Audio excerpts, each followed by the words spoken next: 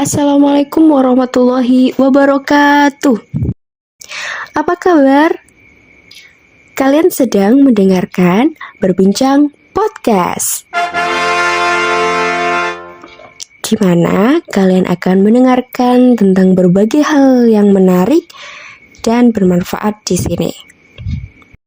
Silahkan untuk subscribe channel ini terlebih dahulu agar tidak ketinggalan episode berikutnya yang akan rilis bulan depan.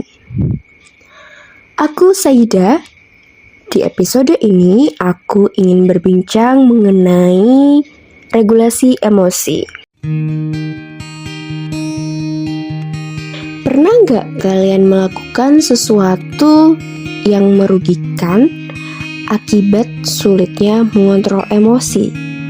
Marah-marah ke teman dengan nada tinggi sampai berani melakukan tindakan fisik yang justru setelahnya membuat kalian merasa menyesal ngelakuinnya. Atau ketika rasa sedih menghampiri, kalian jadi sulit untuk bisa berinteraksi dengan orang lain. Diajak ngobrol gak mau, sampai diajak makan ke tempat favorit, kalian juga gak mau. Akhirnya lagi-lagi kalian merasa menyesal dan makin sedih karena gak menerima tawaran-tawaran tersebut. Pasti banyak dari kalian semua pernah mengalami hal tersebut. Sulit mengontrol ketika emosi hadir di dalam diri. Eits, jangan diartikan bahwa emosi hanya marah saja ya. Emosi itu ada marah, sedih, cemas, dan takut. Kita lebih sering menerima emosi yang hadir dengan berbagai tindakan-tindakan yang berujung merugikan.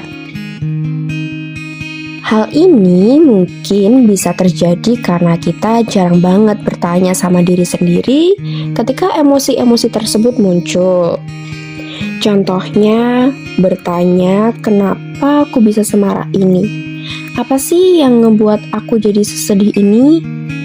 Dan pertanyaan lainnya yang seharusnya bisa kita semua lakukan sebelum bertindak lebih jauh.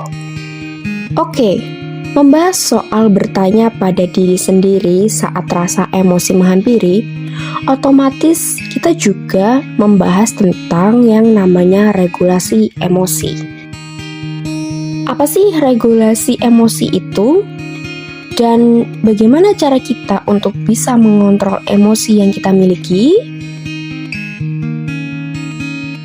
Baik, regulasi emosi merupakan kemampuan yang individu miliki untuk dapat mengatur emosinya, sehingga individu tersebut tidak berlarut dalam emosi yang dirasakan.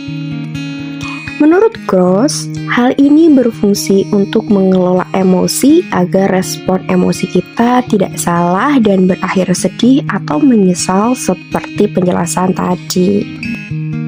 Mungkin kalian bertanya-tanya, bukannya emosi itu sifatnya mutlak sehingga nggak bisa dikontrol dan nggak bisa diubah-ubah ya?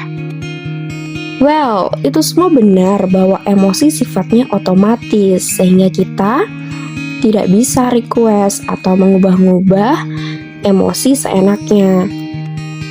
Contohnya, ketika kalian lagi mengantri makanan dan saat itu juga antrian diserobot, pasti tanpa disadari respon emosi otomatis yang timbul adalah marah dan kesal.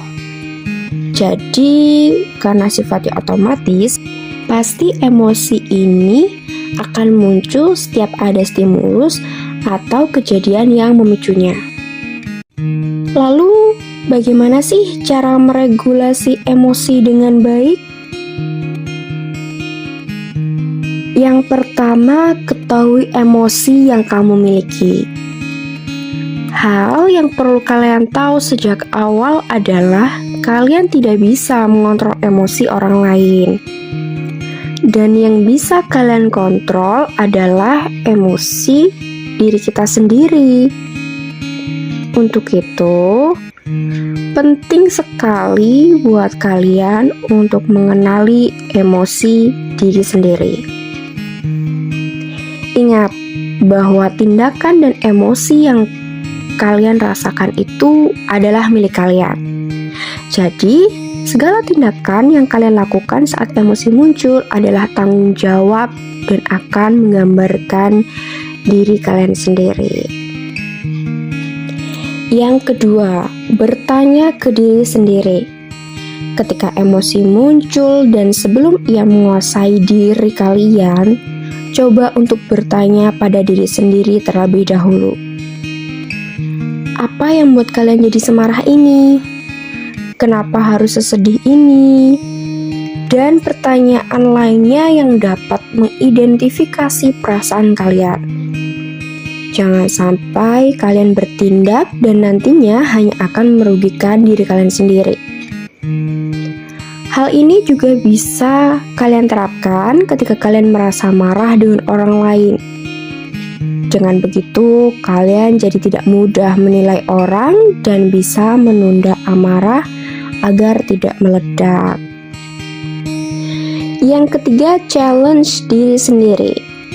Challenge yang dimaksud di sini adalah kalian mencoba menilai emosi yang kalian rasakan. Sama seperti halnya bertanya pada diri sendiri. Challenge ini juga bertujuan untuk mencari tahu pemicu yang membuat emosi kalian muncul. Contohnya seperti ketika kalian sedang marah dengan orang lain.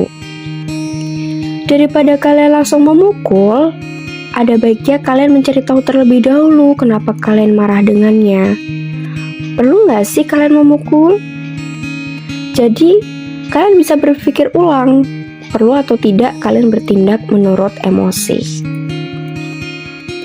Oke, yang keempat, pahami jenis emosi. Maksudnya adalah kalian harus bisa mengelompokkan emosi-emosi yang kalian rasakan. Contohnya ketika diputus sama pacar, ya mungkin kita ngerasa sedih. Ya sudah, tidak apa-apa.